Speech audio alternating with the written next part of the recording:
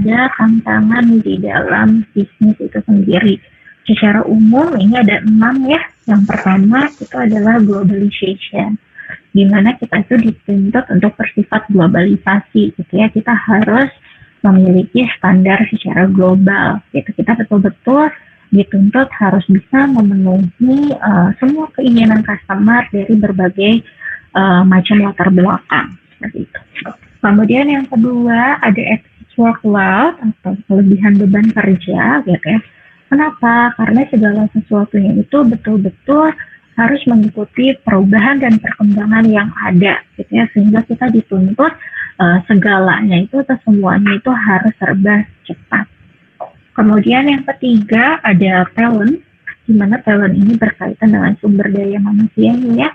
Jadi sumber daya manusia ini dituntut harus memiliki kemampuan dan juga pengetahuan di bidang TIK.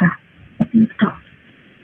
Kemudian yang keempat ini ada change gitu ya, di mana keinginan atau kebutuhan dari customer itu akan selalu berubah-ubah gitu ya, sehingga kita betul-betul dituntut untuk selalu memberikan inovasi gitu ya, agar bisa memenuhi keinginan atau kebutuhan customer tersebut.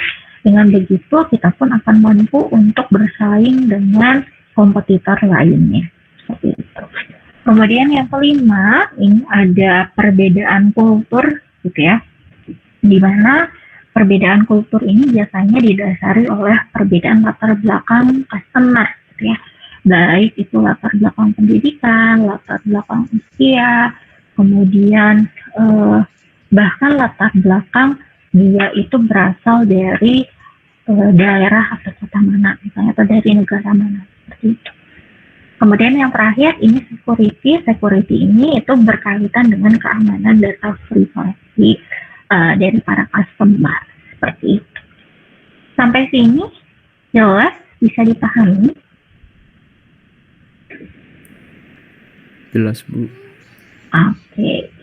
Nah yang berikutnya gitu ya, ini ada sosial media. Nah di mana sosial media ini merupakan salah satu penemuan gitu ya yang cukup berpengaruh di dalam bidang TIK. Seperti kita tahu, TIK itu dari waktu ke waktu terus berkembang gitu ya, segala sesuatunya menjadi lebih canggih gitu ya, lebih mempermudah manusia gitu ya.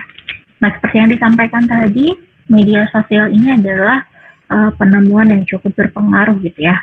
Di mana dengan munculnya sosial media ini bisa mempengaruhi bagaimana cara seseorang itu berinteraksi antara satu dengan yang lainnya gitu. Nah di sini juga dituliskan definisi dari sosial media, di mana sosial media ini adalah teknologi interaktif yang dimediasi oleh komputer. Selain itu dia juga memfasilitasi kreasi gitu ya, atau juga misalnya berbagi informasi, ide, minat karir gitu ya, dan juga bentuk ekspresi lainnya melalui sebuah komunitas dan juga jaringan virtual seperti itu. Nah ini ada history of social media yang bisa dilihat dari waktu ke waktu itu mulai semakin banyak bermunculan sosial media gitu ya, yang sudah disesuaikan dengan keinginan atau kebutuhan dari masyarakat itu sendiri. Nah ini ada beberapa dampak dengan munculnya sosial media. Yang pertama itu meningkatkan keinginan kita atau meningkatkan urgensi kita gitu ya untuk berkomunikasi dan berbagi dengan orang lain gitu ya. Misalnya contohnya kayak sekarang gitu ya, yang paling banyak digunakan itu ada Instagram atau misalnya ada TikTok gitu ya. Dengan adanya sosial media tersebut kayaknya kita tuh gatel gitu ya ketika kita sedang melakukan apa, atau misalnya kita sedang mendapatkan suatu pencapaian atau kita memiliki apa gitu ya, kita tuh memiliki urgensi yang lebih tinggi gitu ya untuk menyebarkan hal-hal tersebut melalui sosial media kita seperti itu. Kemudian juga dengan adanya sosial media ini membuat komunikasi digital menjadi lebih personal juga gitu ya. Kemudian kita bisa mengakses berita-berita gitu, atau bahkan hal-hal yang terjadi atau mungkin event-event yang sedang ada itu secara lebih mudah dan cepat gitu. Kemudian sosial media pun bisa merubah cara seseorang untuk memilih atau menentukan preferensi gitu ya, dan juga mudah untuk menjalin komunikasi gitu ya antara satu dengan yang lainnya. Bahkan kita bisa menjalin komunikasi dengan orang yang tidak kita kenal secara nyata gitu ya. Kemudian sosial media pun ini bisa membangun kedekatan yang lebih besar gitu ya. Kemudian juga komunikasi seperti yang disampaikan tadi lebih mudah terjalin seperti itu. Nah, kemudian yang berikutnya ini adalah ketika TIK itu diterapkan di dalam sebuah hukum, atau bahkan hukum ini diterapkan di dalam TIK, gitu ya. Nah, di sini kenapa sih penting sekali hukum itu juga diterapkan di dalam TIK, gitu ya, bukan hanya sekedar TIK yang diterapkan di dalam hukum, gitu. Nah, hukum yang mengatur di bidang TIK itu disebut sebagai cyber law, gitu ya, cyber law. Nah, kenapa cyber law ini dibutuhkan, gitu ya? Ini tuh kaitannya dengan upaya pencegahan tindak pidana maupun non pidana, gitu ya, sehingga cyber law ini dia akan menjadi dasar hukum di dalam proses penegakan hukum terhadap kejahatan-kejahatan dengan sarana elektronik dan juga komputer, seperti itu. Nah, kalau ini adalah dampak ketika TIK-nya itu diterapkan di dalam hukum, gitu ya. Yang pertama, dengan adanya TIK yang diterapkan di bidang hukum, ini bisa menjadi media atau sarana untuk memasarkan dan menjalankan layanan hukum itu sendiri, gitu ya. Kemudian dengan berkembangnya TIK di bidang hukum, ini membantu untuk muncul dan berkembangnya e-contract, gitu ya. Nah, dengan e-contract ini itu memungkinkan pihak-pihak yang saling berkaitan itu bisa membuat kontrak dan menandatanganinya secara digital. Kemudian yang ketiga, dengan adanya TIK ini bisa membantu dalam proses penyelesaian sengketa atau masalah yang terjadi. Kemudian juga dengan adanya TIK ini membantu berkembangnya bidang ilmu hukum yang baru, gitu ya, yaitu ilmu hukum digital atau hukum cyber, gitu. Kemudian segala dokumentasi atau pencatatan hukum ini bisa dibuat dan disimpan secara digital, gitu ya, sehingga lebih mudah dan juga lebih aman. Dan yang terakhir ini munculnya komunitas hukum online, seperti itu. Nah, sedangkan tantangan di dalam TIK, hukum TIK, gitu ya, cyber law, gitu ya.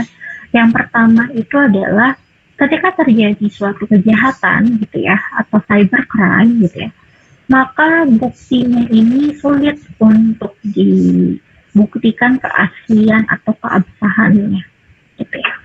Kemudian yang kedua, itu masih sulit untuk proses pengumpulan data dan buktinya dalam atau dalam tujuan untuk proses penegakan hukum cyber. Kemudian yang ketiga, masih sulitnya dalam proses penjalanan investigasi, gitu ya, karena dalam proses investigasi tersebut itu dibutuhkan skill set yang berbeda dengan hukum konvensional biasanya. Kemudian yang ketiga, yang berikutnya keempat, ini adanya tantangan untuk menyesuaikan hukum cyber internasional dengan kebutuhan dan struktur hukum pada setiap negara. Jadi bisa saja regulasi atau cyber law yang sifatnya internasional itu bisa saja tidak sesuai dengan cyber law yang berlaku di masing-masing setiap negara. Gitu. Kemudian juga masih kurangnya tenaga profesional yang betul-betul kompeten di dalam bidang cyber law, seperti itu. Nah, di Indonesia sendiri cyber law itu dituliskan di dalam undang-undang ITE ya. Kemudian di sini juga ada bagan yang menunjukkan jenis-jenis pelanggaran dari hukum cyber di Indonesia dan juga pasal-pasal yang mengatur mengenai hal tersebut, gitu ya. Contohnya misalnya di sini di dalam konten ilegal itu diatur dalam pasal 27, 28, dan 29. Kemudian akses ilegal ini dalam pasal 30, gitu ya. Kemudian yang transaksi ilegal ini dalam pasal 31 seperti itu. Kemudian di bagian yang kedua ini ada beberapa kelanjutan gitu ya. Ini juga ada intersepsi ilegal di mana dibagi dua gitu ya, di dalam proses gangguan data itu diatur dalam pasal 32, sedangkan gangguan sistem ini diatur dalam pasal 33. Nah, selain itu ada pasal 34 ini yang mengatur tentang penyalahgunaan perangkat TIK gitu ya, dan juga pelanggaran di dalam produksi, penjualan, distribusi, dan juga import device TIK. Kemudian yang terakhir ini ada pasal 35 di mana ini mengatur tentang pemalsuan data gitu ya, termasuk manipulasi hak cipta, pengubahan, dan juga penghilangan sebuah data. Seperti itu. Sampai sini jelas, bisa dipahami? Jelas Bu, bisa dipahami. Oke. Baik. Nah, yang berikutnya ini adalah ketika TIK diterapkan di dalam bidang kesehatan, gitu ya. Jadi di dalam bidang kesehatan atau industri kesehatan, gitu ya, biasanya pengadopsian TIK itu dikategorikan di dalam 4 bidang utama. Antara lain itu ada pendidikan kesehatan, sistem manajemen rumah sakit, riset kesehatan, dan juga manajemen data kesehatan. Nah, salah satu bentuk contohnya dari penerapan TIK di dalam bidang kesehatan itu adalah dengan dibuatnya portal pasien, gitu ya. Di mana portal pasien ini dia bisa digunakan untuk mensentralisir semua kebutuhan pasien. Contohnya misalnya seperti daftar obat-obatan, catatan kesehatan, jadwal dokter, atau bahkan berkonsultasi dengan dokter, gitu ya. Nah, jadi dengan portal pasien ini semua data yang diberikan oleh pasien maupun sebuah layanan kesehatan itu akan digabungkan gitu ya, sehingga nantinya akan mempermudah pasien maupun pihak layanan kesehatan ketika membutuhkan data-data tersebut itu akan lebih mudah untuk dilakukan pereferensian. Nah, di sini ada beberapa dampak positif ya dari diterapkannya TIK di dalam bidang kesehatan. Yang pertama, itu bisa meningkatkan kualitas bantuan pasien, kemudian bisa meningkatkan efisiensi dan mengurangi waktu administrasi, gitu ya. Kemudian proses penyimpanan data pun menjadi lebih baik dan lebih aman.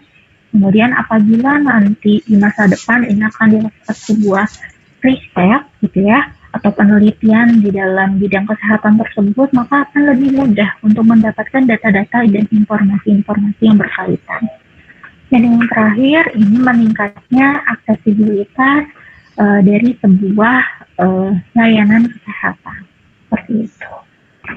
Sedangkan untuk dampak negatifnya, gitu ya. Yang pertama, ini bisa meningkatkan resiko pelanggaran data rekam medis.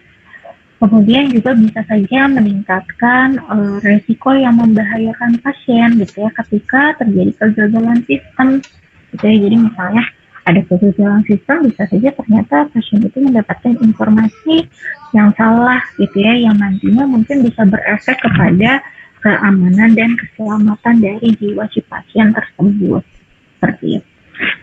Nah, kalau untuk tantangannya ini masih kurangnya standarisasi pengelolaan data yang baik, kemudian masih kurangnya kesadaran ya, dan juga sosialisasi yang berkaitan dengan penerapan TIK ini sendiri di dalam bidang kesehatan.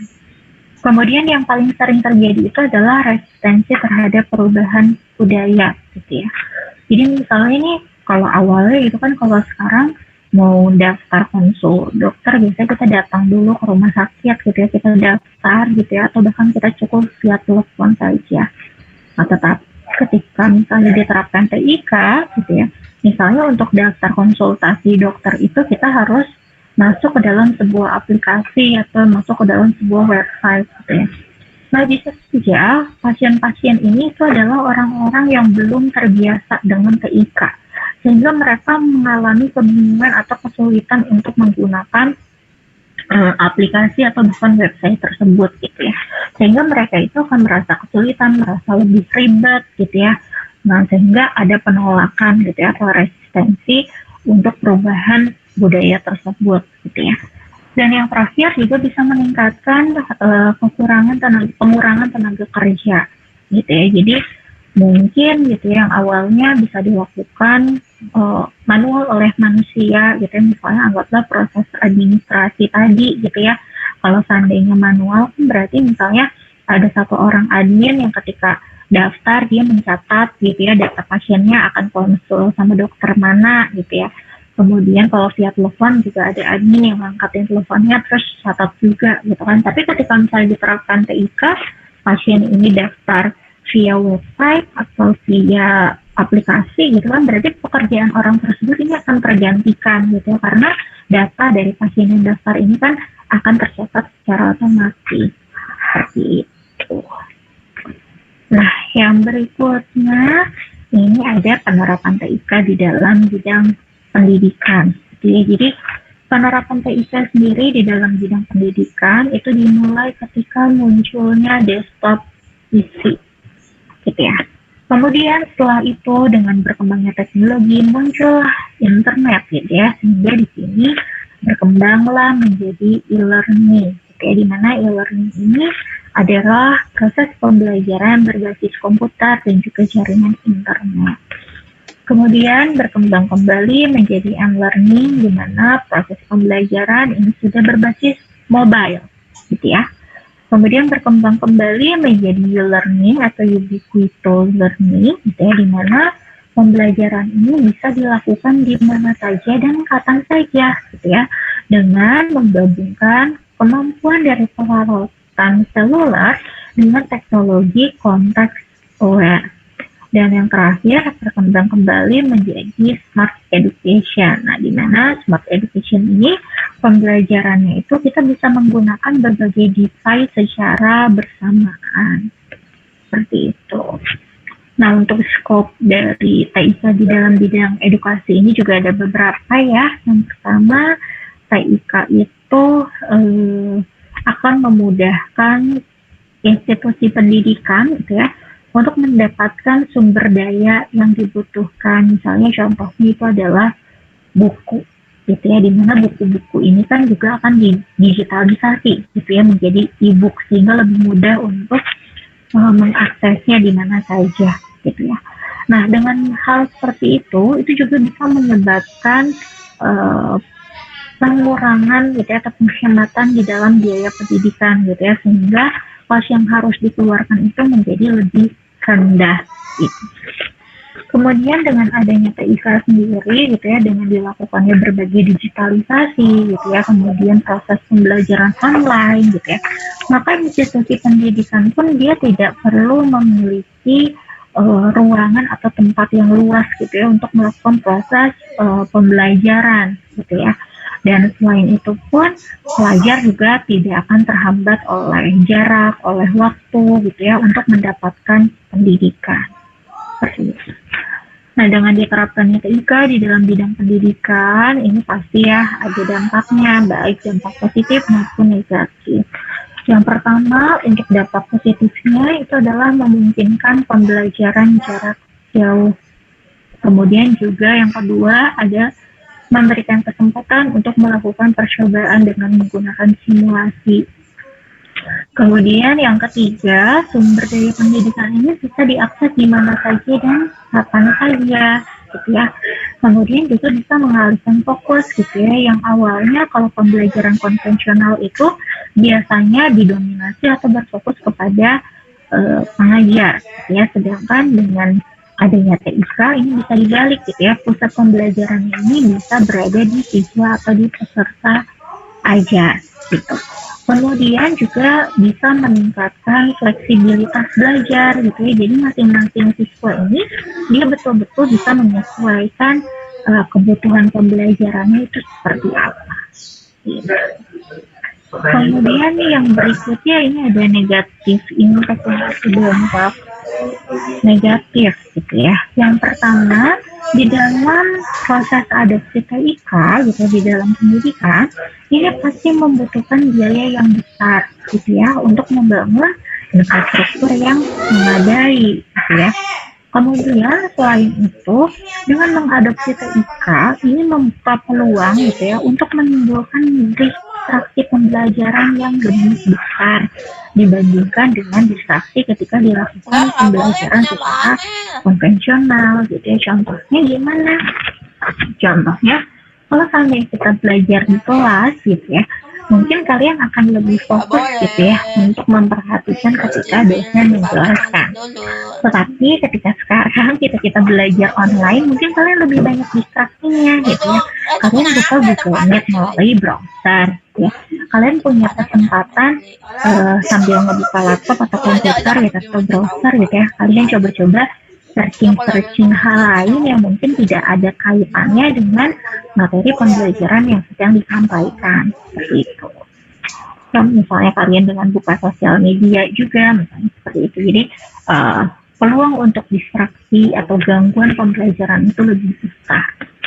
Kemudian selain itu juga dengan proses pembelajaran dengan memanfaatkan TIK gitu ya, itu juga membuka peluang untuk menyontek atau plagiasi yang lebih besar dibandingkan dengan pembelajaran konvensional gitu ya. Contohnya misalnya gini, ketika kalian diberikan tugas untuk dikerjakan di kelas gitu ya, mungkin kalian akan mengerjakan tugasnya sesuai dengan apa yang sudah kalian catat gitu ya, atau mungkin sesuai dengan apa yang kalian ketahui gitu.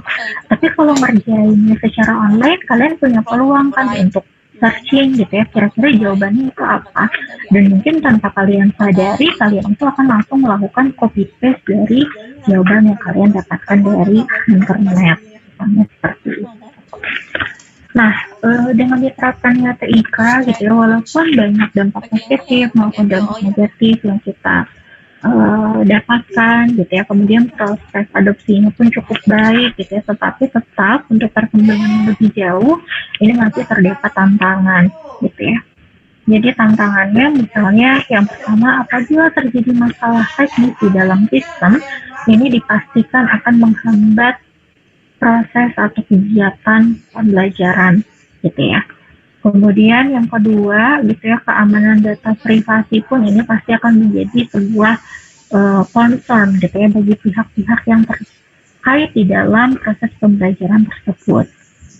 Kemudian misalnya juga ketika infrastruktur dari TIK-nya sendiri itu masih belum memadai, kemudian juga masih kurangnya baik pengajar maupun pelajar yang belum terlatih atau belum mengetahui atau belum mampu untuk menggunakan device-device TIK gitu ya untuk melakukan sebuah proses pembelajaran gitu.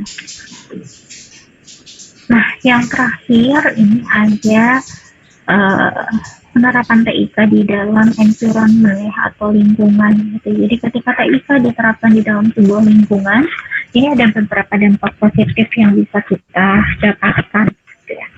Yang pertama, kita bisa lebih mudah untuk melakukan pemantauan terhadap limbah beracun. Kemudian juga bisa meningkatkan proses daur ulang gitu ya, atau penggunaan kembali bahan, dan juga bisa nantinya itu mengurangi limbah produksi. Kemudian juga bisa meningkatkan kesadaran masyarakat terhadap masalah lingkungan. Kemudian juga proses administrasi ini bisa diminimalisir ya tanpa menggunakan kertas.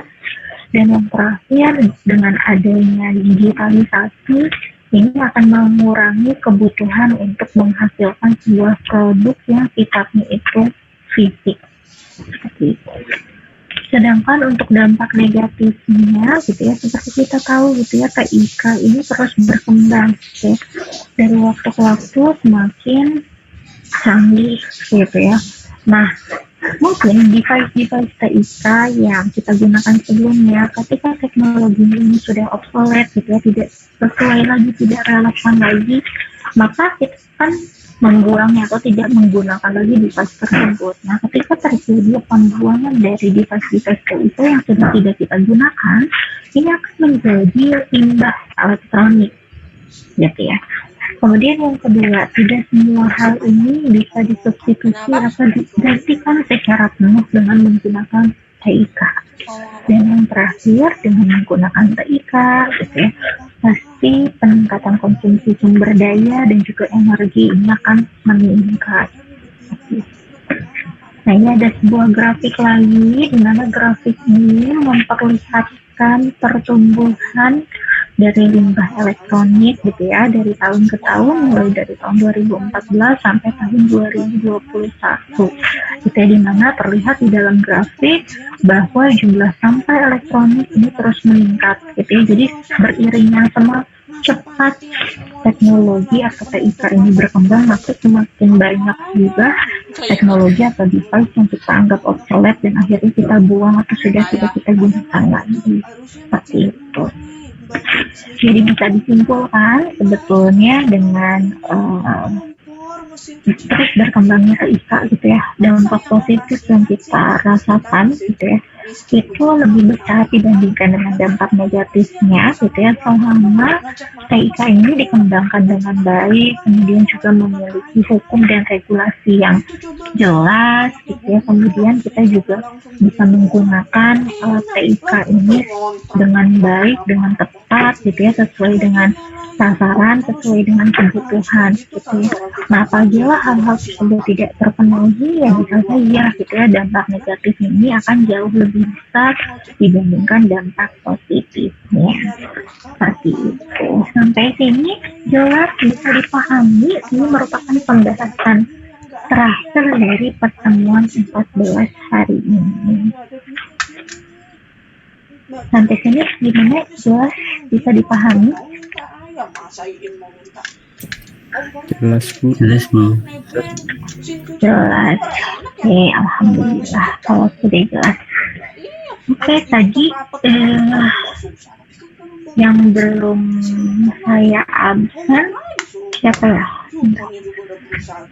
Jadi chat. Oke, Amelia, saya absen ya. Nah, oke, apabila sudah jelas, bisa dipahami, apakah ada yang mau ditanyakan?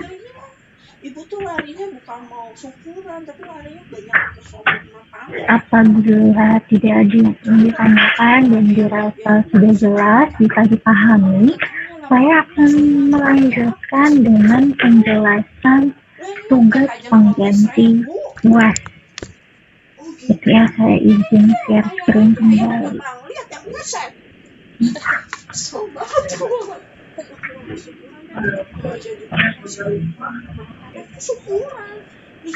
PDF yang saya share screen sudah muncul? Sudah Bu. Oke, jadi untuk UAS mata kuliah literasi teknologi sama halnya seperti UTS, ini tidak akan dilaksanakan ujian secara serentak gitu ya, tetapi UAS ini akan digantikan dalam bentuk tugas individual, ya, yang bentuknya juga take home seperti itu ya. Nah, di mana untuk tugasnya sendiri, kalian itu diminta untuk mengerjakan semua soal assessment yang terdapat di dalam chapter 8 sampai 14 di LMS. Seperti itu ya. Nah, di mana dari chapter 8 sampai chapter 14 ini terdapat 7 soal, gitu ya. Nanti ini saya sudah recap gitu ya, masing-masing soal dari setiap chapternya. Nanti kalian juga bisa langsung mengaksesnya melalui LMS ya. Akses dari assessment chapter 8 sampai chapter 14 itu sudah saya buka. Oke ya. Nah, kemudian untuk pengerjaannya sendiri, ini ada beberapa ketentuan format yang harus kalian ikuti gitu ya. Pertama, untuk menjawab ketujuh soal assessment yang terdapat pada chapter 8 sampai chapter 14, ini dituliskan di dalam satu file dengan format dokumen Microsoft Word. Gitu ya.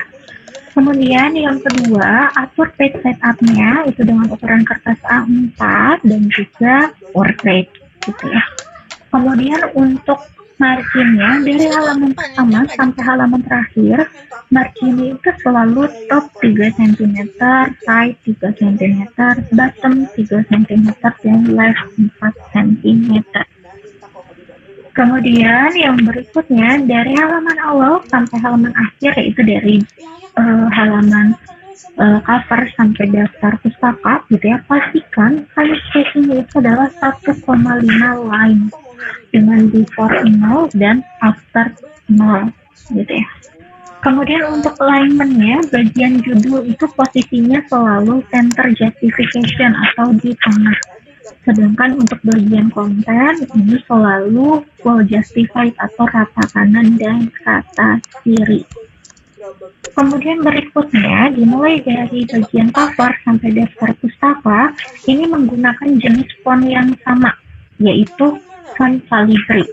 Gitu ya. Nah, untuk size fontnya, bagian judul itu selalu size 13, sedangkan untuk bagian konten ini selalu size 11.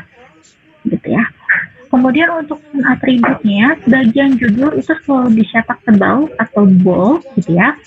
Nah, kemudian baik itu judul, baik itu soal assessment, baik itu jawaban, baik itu caption, gambar, gitu ya.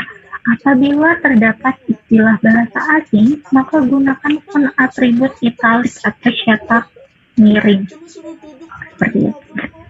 Nah, kemudian di halaman pertama, saya diminta untuk membuat cover. Nah, cover ini berisi beberapa hal.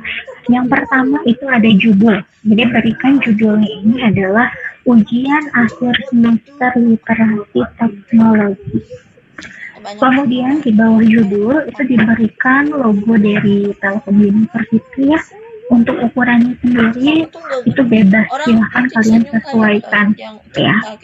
Kemudian di bawah logo itu diberikan informasi nama, NIM, dan kelas gitu ya. Kemudian di bagian bawah itu diberikan informasi fakultas, prodi, dan tahun ajaran. Nah, untuk bagian judul ini menggunakan font Calibri size 13 dan bold. Posisinya itu adalah center justification. Kemudian untuk logo itu juga sama, posisinya center justification. Nah, untuk nama, NIM, dan kelas ini menggunakan font Calibri 11 dan tidak perlu dicetak tebal atau tidak perlu di bold, gitu ya. Posisinya pun sama, center justification, dan terakhir untuk fakultas, prodi, dan tahun ajaran ini menggunakan font Calibri size 13, kemudian juga menggunakan font atribut bold atau dicetak tebal, dan posisinya pun sama, center justification. Seperti itu. Sampai sini jelas, bisa dipahami? Jelas, Bu. Jelas, Bu. Oke, baik. Nah, setelah halaman cover, halaman berikutnya kalian diminta untuk membuat daftar isi. Nah, untuk pembuatan daftar isi, mohon untuk menggunakan fitur daftar isi otomatis gitu ya, di mana itu diambil dari heading yang nanti akan kalian buat gitu ya. Kemudian di halaman berikutnya itu ada daftar gambar. Daftar gambar pun sama, dibuat otomatis dari caption tiap gambar yang nanti akan kalian buat secara otomatis juga. Kemudian yang berikutnya, untuk halaman terakhir ini ada daftar pustaka. Nah, daftar pustaka pun sama ya, dibuat secara otomatis dan mohon disesuaikan dengan aturan IEEE. Gitu. Nah, kemudian untuk mempermudah membuat daftar isi, kalian harus membuat heading, di mana heading ini pertama diterapkan pada judul dan nama chapter, gitu ya.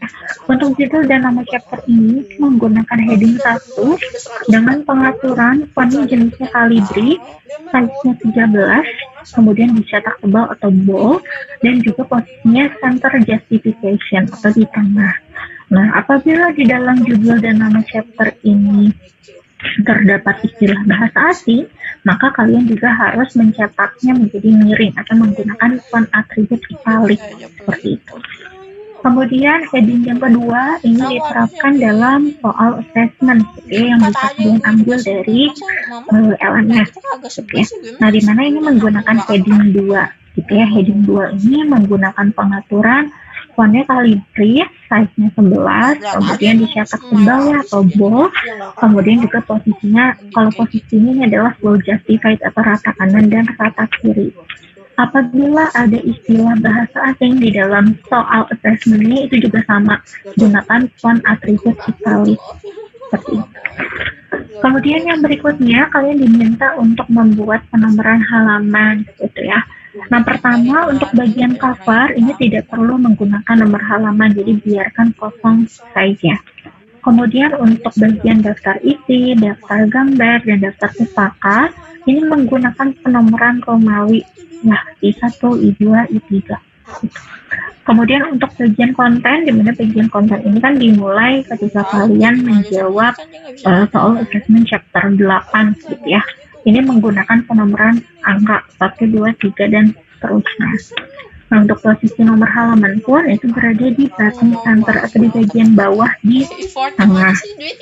Nah, kemudian diingatkan kembali untuk setiap jawaban dari masing-masing assessment itu selalu dimulai di halaman baru ya. Misalnya kan pertama berarti halaman 1 itu kalian memaparkan jawaban dari assessment chapter 8 gitu ya. Anggaplah jawabannya itu adalah 1,5 halaman. Berarti kan di halaman 2 itu ada bagian setengah halaman yang masih kosong gitu ya. Nah, untuk memaparkan jawaban dari assessment chapter 9, itu kalian jangan mulai di halaman 2 yang masih setengahnya kosong gitu ya, tapi kalian mulainya di halaman 3 gitu ya. Jadi, jawaban setiap chapter ini selalu dimulai di halaman baru, walaupun halaman sebelumnya itu masih ada sisa bagian yang masih kosong, seperti itu. Kemudian kalian diperbolehkan untuk menyisipkan gambar ya di setiap jawaban soal assessment-nya. Tapi saya minta tolong, mohon gambar yang disisipkan itu betul-betul gambar yang berkaitan dengan pemaparan jawaban kalian, gitu ya. Jadi gambar ini sebagai bentuk visualisasi yang menjelaskan lebih jauh terkait pemaparan kalian, sehingga pemaparan kalian ini lebih mudah untuk dimengerti. Seperti itu. Nah, untuk gambar sendiri ukurannya itu bebas ya, jadi silahkan kalian sesuaikan saja ukuran yang pas itu berapa. Kemudian posisi gambar itu di center, gitu ya, dan berikan caption atau penamaan gambar secara otomatis. Nah, untuk captionnya ini juga menggunakan font Calibri ukuran 11, tidak perlu dicetak tebal ya. Kemudian posisinya itu adalah center justification. Dan apabila ada istilah bahasa asing juga menggunakan font atribut italics atau cetak miring. Dan untuk penomoran gambar sendiri itu langsung diurutkan saja ya, gambar 1, gambar 2, gambar 3. Jadi tidak perlu misalnya kalau gambar di chapter 8 jadi gambar 8.1 gitu, nanti 9.1 itu nggak perlu, jadi langsung saja diurutkan dari gambar 1, 2, 3 dan seterusnya. Dan mohon tidak hanya memberikan penamaan gambar itu hanya urutan gambar 1, 2, 3, tetapi berikan juga keterangan yang berkaitan gambar tersebut itu menunjukkan apa. Seperti itu ya, jadi misalnya gambar 1 ya apa, gambar 2 apa, seperti itu. Kemudian sampai sini jelas bisa dipahami? Ada yang mau ditanyakan dulu terkait format pengertiannya?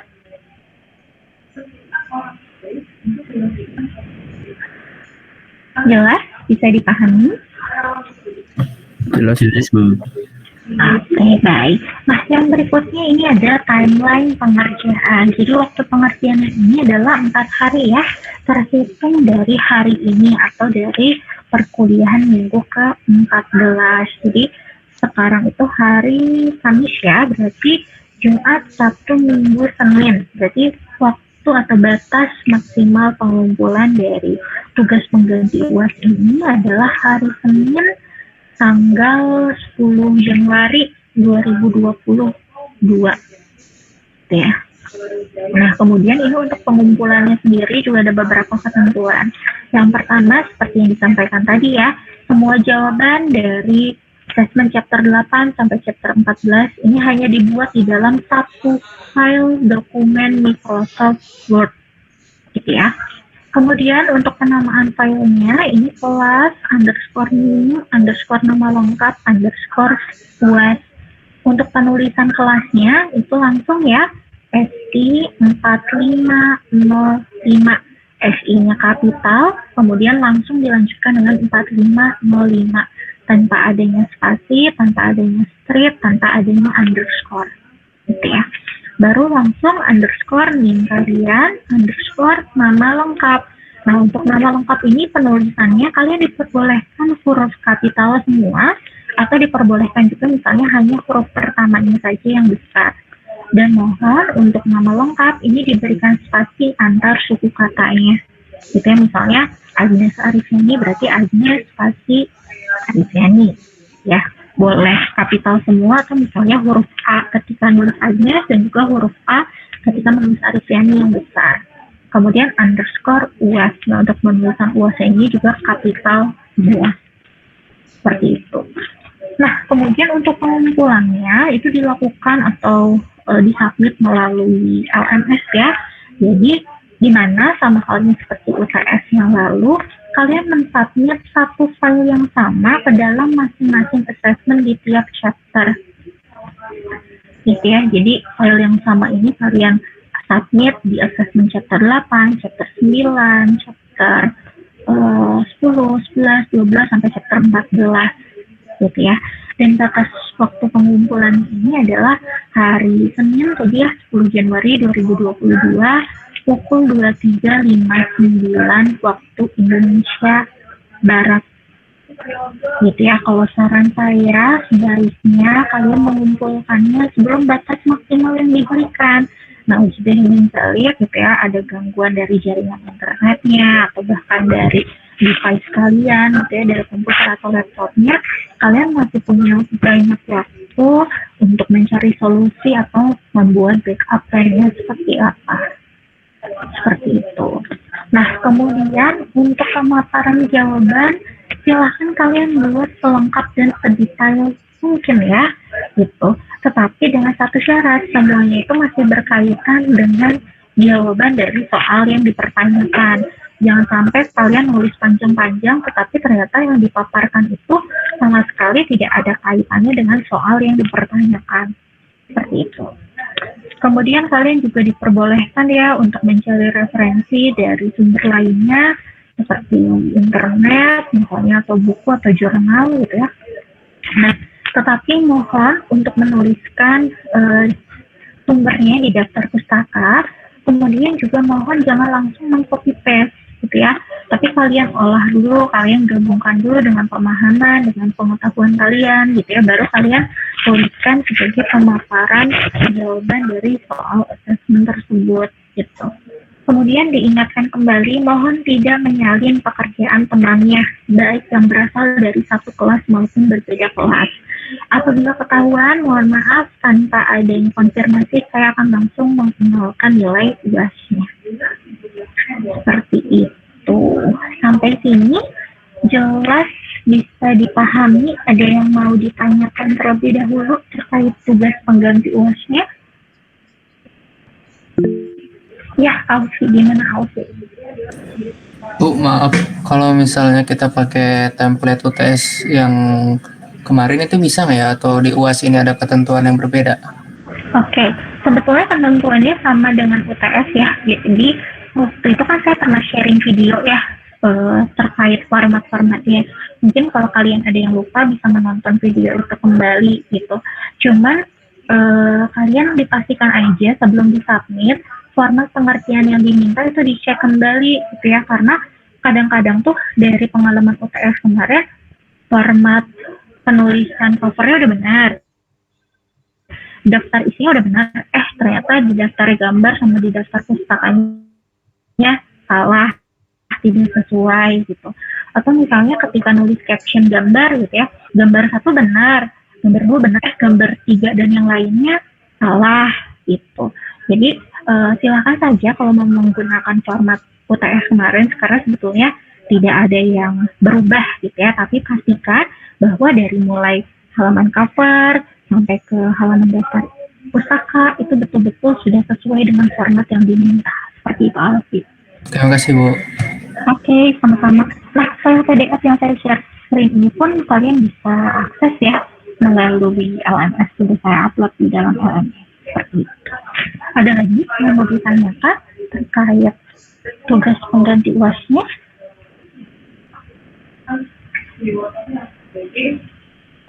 Tidak ada? Oke. Alhamdulillah kalau sudah bisa dipahami dan jelas semuanya. Nah, yang terakhir, seperti biasa ya, aktivitas kelas hari ini itu adalah kalian diminta untuk mengerjakan soal kuis 14 ya, yang terdapat di dalam LMS. Dan seperti biasa, batas waktu pengumpulannya itu malam ini pukul 23.59. Gitu. Jadi saya harap sebelum batas maksimal pengumpulan yaitu hari Senin tanggal 10 Januari 2022 pukul 23.59 kalian betul-betul pastikan status kalian di LMS itu sudah centang hijau. Antara lain itu kuis 1 sampai 14 semuanya sudah centang hijau.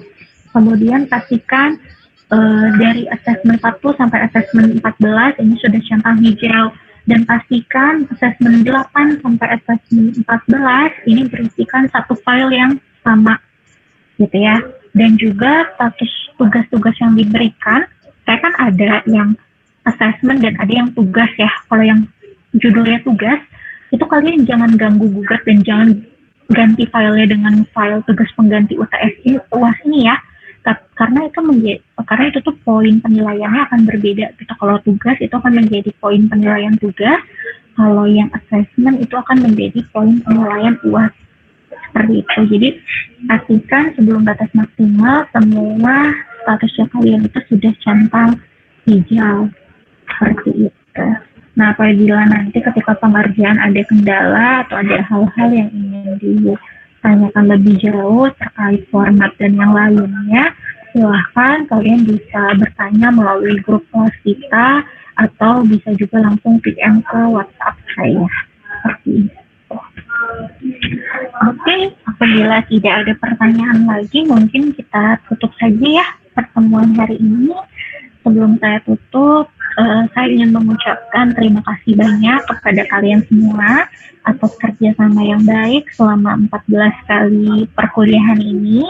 Mohon maaf yang sebesar-besarnya apabila saya ada kesalahan dan kekurangan gitu ya. Mohon maaf atas ucapan, sikap, perbuatan saya yang mungkin ada yang tidak berkenan di kalian gitu ya.